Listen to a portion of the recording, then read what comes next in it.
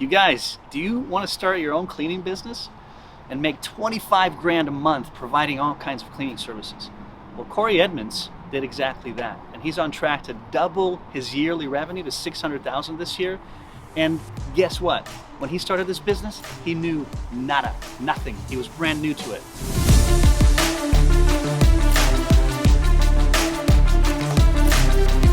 On this episode, Corey Edmonds is going to be talking about how he started his pressure washing business, made $300,000, now is on track to break $600,000 with a goal to break $1 million. What's the yearly revenue for ProWash today, and how did you double your revenue, over the last 3 years? So I'm going to drop some golden nuggets here. This took me years to figure out. The biggest, most important thing that's in every single business is a budget. This is Corey's 7th season in the business, 3rd in Washington State, and the 3rd year that he's in business in Bellingham. Anytime we go quote somebody, we quote everything on the property. We don't just quote one thing that they called us for. So it's kind of a way to upsell your customers. He started the business from the ground up, and when he came to town, he hardly knew a soul. I fell flat on my face when I moved here because I had no idea what the market was going to give me. Performance pay, get your guys working more efficiently, gets them working quicker, and they also have the ability to make more money per hour, basically. So performance pay is the way to go.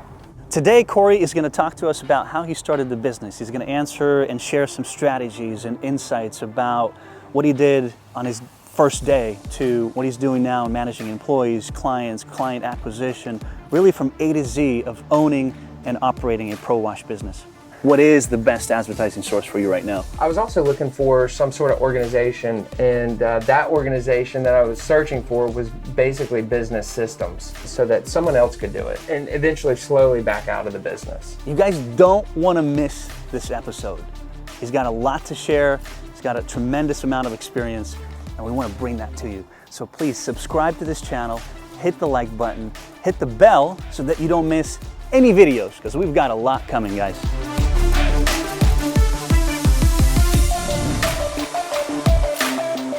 Tell us a little bit about yourself, why you started a cleaning business, and how that began. So my name's Corey Edmonds. I own Pacific Northwest ProWash. I lived on the East Coast in Atlanta, Georgia. I moved here to Washington State because everything's green, and we turned the green to clean. So I love it. I grew up, I had a great father. He's a clean freak. So I was cleaning cars, cleaning a house, cleaning everything. So I naturally got into detailing cars when I was in high school, made really good money there. And then moved in and started flipping, buying and selling cars. I would buy cars dirty, clean them, resell them. The better. And then so that naturally moved into washing trucks and trailers and stuff like that. So kind of a backstory into the pressure washing company. I worked for a guy where we would clean dealership lots. And so we would clean 1,000 cars typically every Thursday. It was ridiculous. 1,000 cars? 1,000 cars in one day. So it was really quick wash. I said, hey, you want to sell the business at some point? Give me a holler. So his guys actually caused like a 5-car pileup and totally destroyed their truck. It was ridiculous. So he calls me. He's like, hey, that's an opportunity for you. You want to buy the business for $1,500. So I bought the wrecked truck, sold it for parts, and so I was in the business like $700 ultimately. Pressure washers, trailers, and I said, hey, if you don't want the accounts anymore, I'll just call them up and take them over. He's like, man, I don't want anything to do with it. So I want to be done. He wanted to wipe his hands clean. So I called those accounts, picked them up that following week, and literally made my money back that week. And it just went from there. I was like, hey, instead of washing cars, let's wash semis. And then I met a guy, he washed houses, and the ticket prices were crazy. And I was like, you got to show me what's going on here. So I started washing houses, started getting out of all the fast-paced, greasy, grimy, dirty stuff.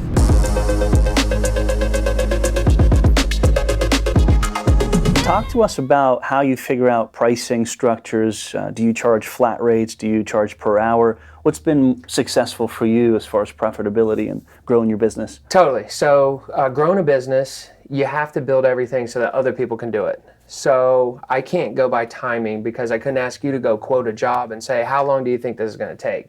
But what I could tell you to do is say, go measure this property, and we'll probably come up pretty close. I'll just show you how to measure it. So I go by square footage. So everything is measured in square feet so that it's repeatable. You can duplicate it, and you can have an estimator go out and sell that job. So I price by the square foot, and that's how I do things. That's it, just square footage. Yep, we have square footage pricing for everything, and just to give you a little background on how I developed my square footage. Yeah, I was going to say, pricing. how did you come up with that? Absolutely. Where did the numbers originate? So I fell flat on my face when I moved here because I had no idea what the market was going to give me. So I literally was quoting out of my mind prices. That was kind of tough. I mean, I watched a lot of good leads, go right out the door. But I also hit on some like ridiculous things. I mean, I remember one job in particular took me 30 minutes. I charged $2,500. And then I started backing off. I realized people weren't biting, so I started backing it down. Then I finally found this sweet spot, and I've rocked that ever since. Obviously, minimum wage has gone up, so I just adjusted those prices basically every year. Ultimately, you want to adjust your prices 5% every year, so your prices should actually increase 5% every single year. Anytime we go quote somebody, we quote everything on the property. We don't just quote one thing that they called us for. So it's kind of a way to upsell your customers. You have to be offering options for your customers. Show value. This is not the only thing you can do. Here's the scope of everything that we will do. Totally. Yep, absolutely. And so our goal is to improve the property value whenever we leave. So if you have a house that's covered in green, if an appraiser went in there, he may think it needs a $10,000 paint job. So we can come in and clean it for a fraction of the price. And it leaves the paint bright, doesn't damage any of the surfaces, anything like that. The green just disappears.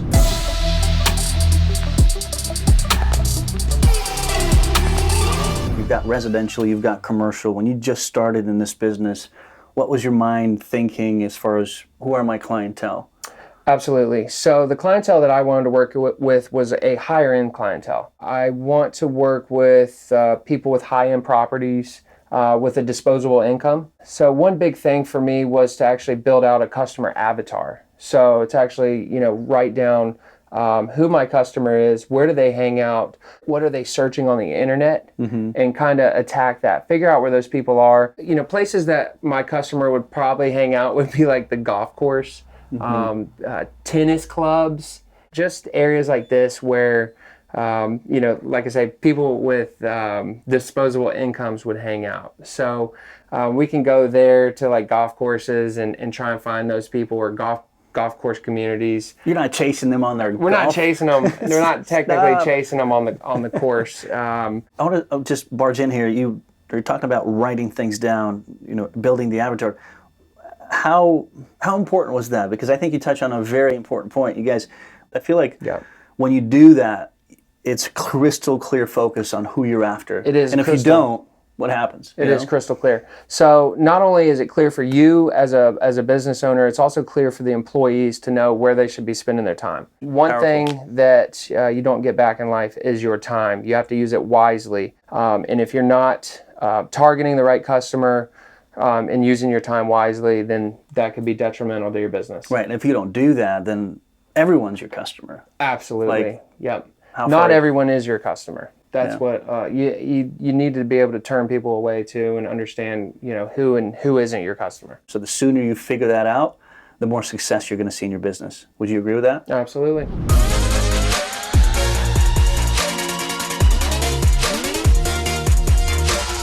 What's the yearly revenue for ProWash today, and how did you double your revenue, over the last 3 years? So last year's revenue, 2019, was just over $300,000.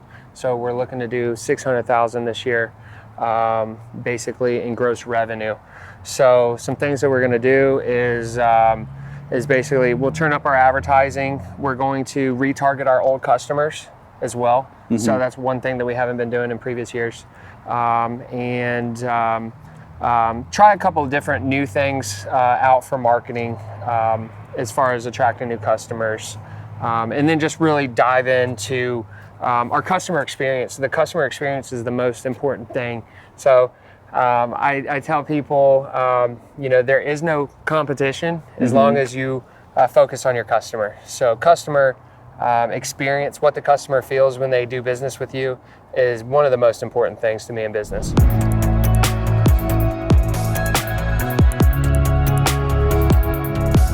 Thinking about cleaning a house, square footage, I'm just thinking 1,000 square feet. What would it take for you to clean that time-wise? And then, if you've got an employee working, do you need one or two usually on that kind of a project? To answer the employee question, I always run two-man crews. Safety precautions. If a guy falls, Right, and they don't show back up to the shop, he's not laying on his back on the ground. So we do that for safety reasons. Also, so our guys don't get burned out. So you can get burned out really, really quickly if you're just working by yourself. There's kind of a lot going on, so you want to work in a crew. Plus, nobody wants to work by themselves. right. So we enjoy Listen interaction. to I'm Mr. Lonely all the time. Totally.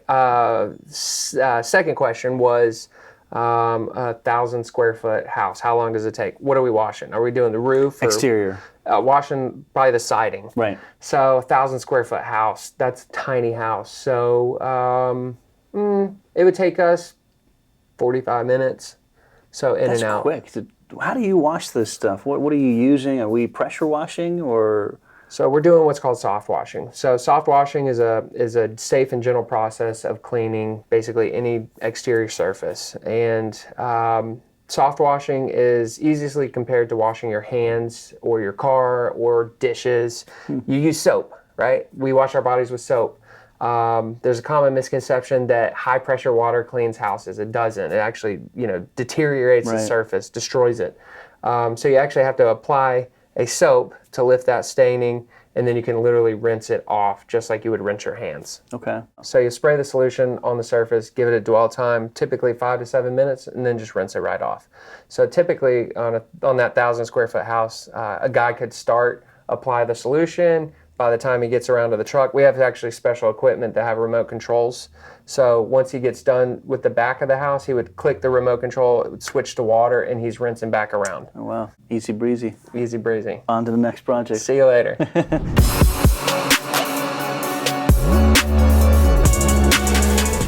Corey, what's your staff salary setup? That's a good question. So staff is paid based on their performance.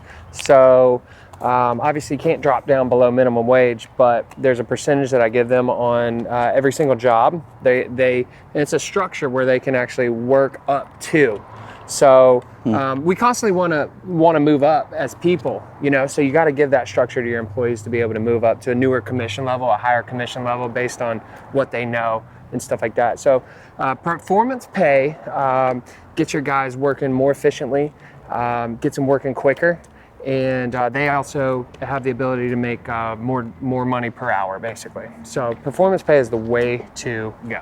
The process system, how important is that and how did that develop for you? I basically have done this for years, so I kind of understand what the customer wants. I was able to write that down and build out a diagram, basically. I actually give that diagram to my customers. If we're cleaning the house, it shows exactly what we wash and what gets cleaned, and areas that some other guys that may not be experienced enough to know, they may miss that spot. We don't miss that spot. So all of our guys are trained based on that diagram, so they know exactly what to wash and what to clean, and that's how we do it. And that's how those guys develop my eye for detail, basically. I typically will go out and sell the job. The customer's like, "Are you going to show up?" No, but the guys are, because they know what to look for. They have that keen eye for detail. I'm able to give that diagram to them, train them on it, and then they know what I'm looking for and what the customer wants.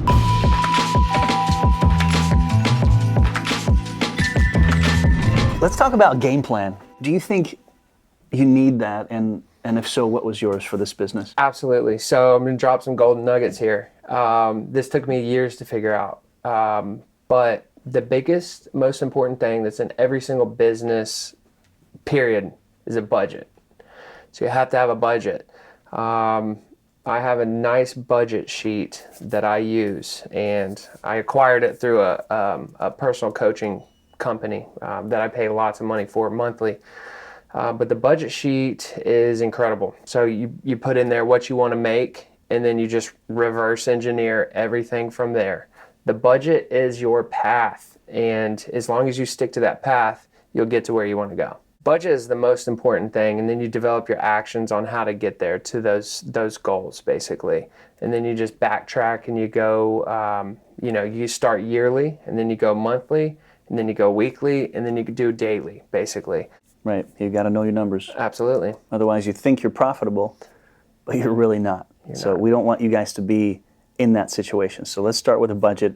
I'd love for you guys to comment any suggestions or advice on your experience on creating a budget. Because I think for someone who doesn't know or is new to this, could be like, budget, oh, that seems like climbing Mount Everest when I've never climbed anything. But I think it's a lot simpler than that, So we'd love to hear your comments. Yeah, I think that'll be a great value.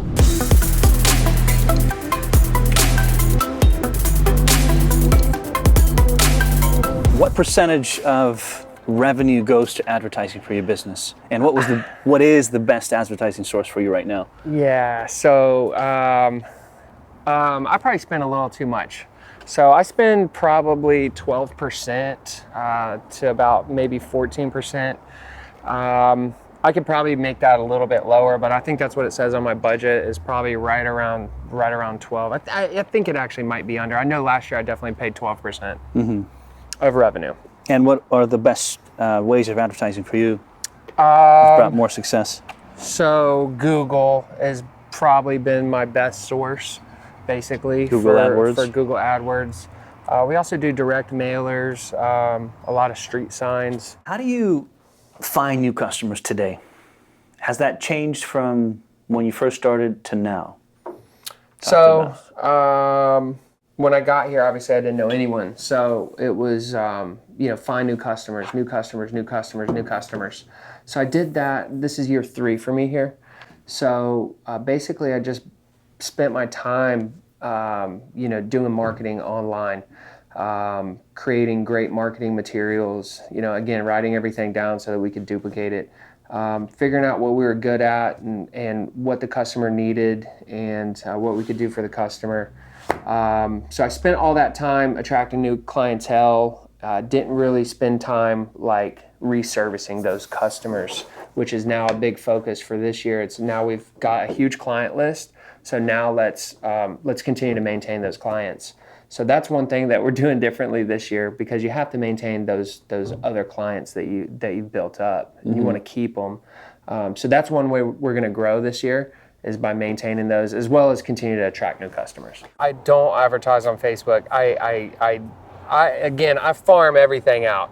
If I'm not good at it, then there's somebody else that's better at it, and it's best to just put my time where I'm most productive.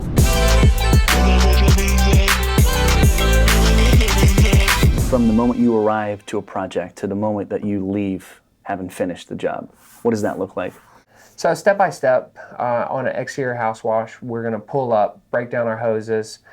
I can't tell you all the secrets, but we're going to take some safety precautions for the customer's house. So that's first things first. Typically things like cameras, heaters, any electronic devices, those are going to get taped off, bagged off. So you don't want the solution getting on those.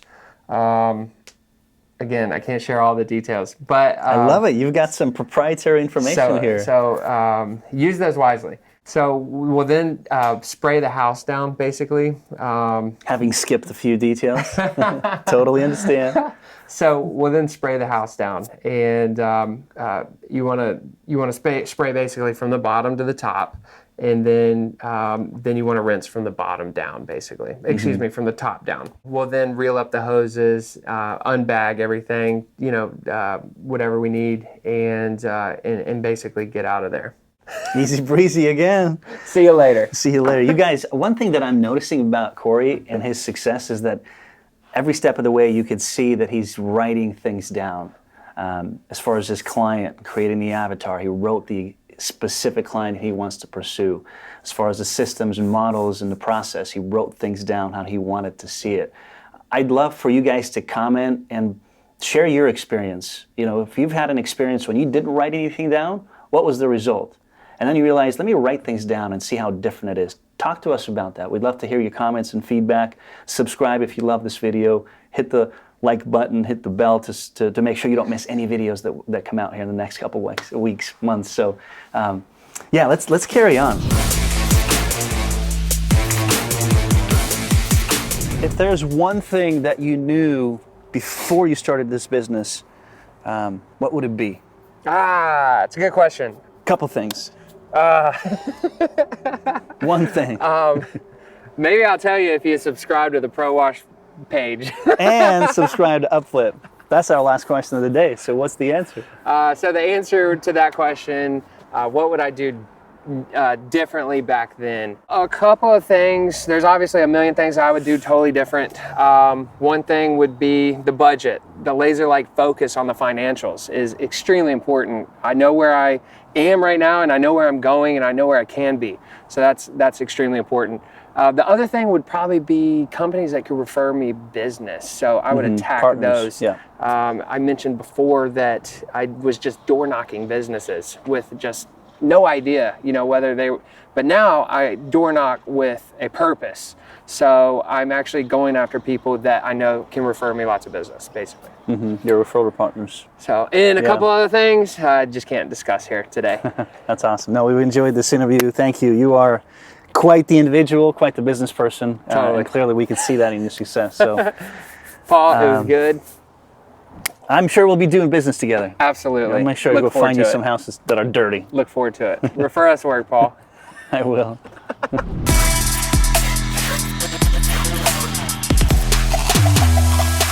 So we've heard a lot today from a redneck from Georgia. He gave me permission to say that. A couple of things that stood out to me that I hope stands out to you guys. He always wrote down his goals. He wrote down the type of client he wanted to pursue, because not everyone's your customer, as we heard him say that. So I hope you guys enjoyed this episode.